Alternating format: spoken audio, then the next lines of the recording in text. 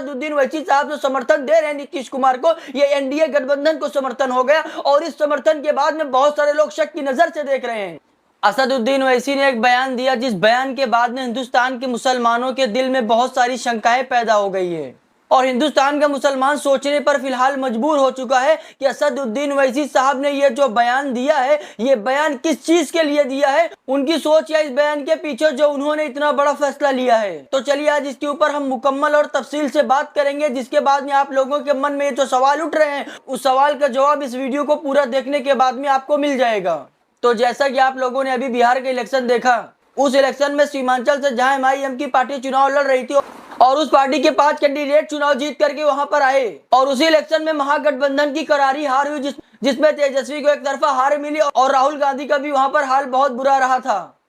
और उसके बाद में एनडीए का जो गठबंधन था, वो गठबंधन किसका है सबसे पहले ये समझ लो, बीजेपी, नीतीश और 2-3 पार्टी छोटे मोटे और हैं, जिसके साथ में ये मिल करके एक गठबंधन बना है और उस गठबंधन की सरकार बिहार में बनी और उस सरकार ने जिसको सीएम बनाया, उस सीएम का नाम नीतीश कुमार है। उसके बाद में असदुद्दीन ओवैसी साहब ने एक बयान दिया कि वो नीतीश सरकार को अपना समर्थन देंगे। असदुद्दीन ओवैसी साहब के ये बयान के बाद में बहुत से मुसलमानों के दिल में ये चीज आ गई कि ये जो सरकार है, ये सरकार बीजेपी की है, यानी कि एनडीए की सरकार है। एनडीए और बीजेपी एक ही है, तो जब एनडीए और बीजेपी एक ही है और असदुद्दीन ओवैसी साहब जो समर्थन दे रहे हैं नीतीश कुमार को, ये एनडीए गठबंधन को समर्थन हो गया और इस समर्थन के बाद में बहुत सारे लोग शक की नजर से देख रहे हैं। और सबसे पहला शक की वजह यह है कि ज्यादातर पॉलिटिकल पार्टी असदुद्दीन ओवैसी साहब के ऊपर इल्जामात लगाते हैं कि असदुद्दीन ओवैसी साहब बीजेपी की भी टीम है,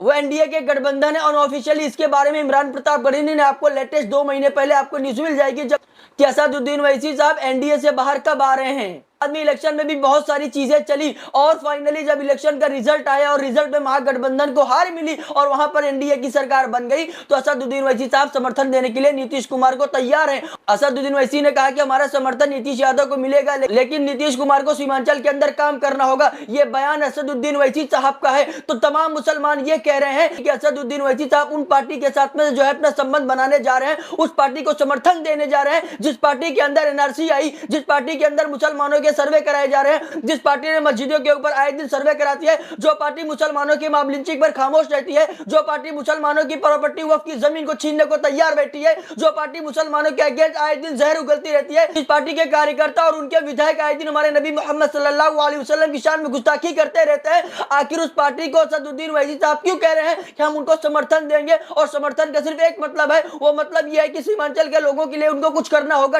बस एक शर्त के ऊपर उन्होंने एनडीए को सपोर्ट करने की बात कर दी। बहुत से मुसलमानों के दिल में यह सवाल उठ रहा है कि ये जो बी टीम की बात कही जाती है, वो क्यों कही जाती है असदुद्दीन ओवैसी साहब को? तो बहुत से मुसलमानों के दिल में यह चीज चल रही है कि बीजेपी एनडीए को सपोर्ट करना, यानी जो हमारे नबी की दीन के ऊपर हमला करता है, जो हमारे नबी की शान में गुस्ताखी करता है, जो पार्टी मुसलमानों के ऊपर जहर उगलती है, जो पार्टी मस्जिदों को तोड़ने का काम कर रही है, उस पार्टी को समर्थन देने का मतलब क्या है? एक कौम के साथ में गद्दारी है, दीन के साथ में गद्दारी है, या मुसलमानों के लिए कुछ फायदेमंद होगा? ये मुझे नहीं पता है, इसके ऊपर मैं कमेंट नहीं करूंगा। यह फैसला मैं आप लोगों के ऊपर छोड़ता हूं कि आप लोग खुद डिसाइड करो क्या यह फैसला असदुद्दीन ओवैसी साहब का सही है या गलत है। आप लोग कमेंट बॉक्स के अंदर अपनी राय का इजहार करें और ऐसे ही खबर के लिए हमारे अकाउंट को सब्सक्राइब कीजिए और इस वीडियो को अपने दूसरे भाइयों में शेयर कीजिए।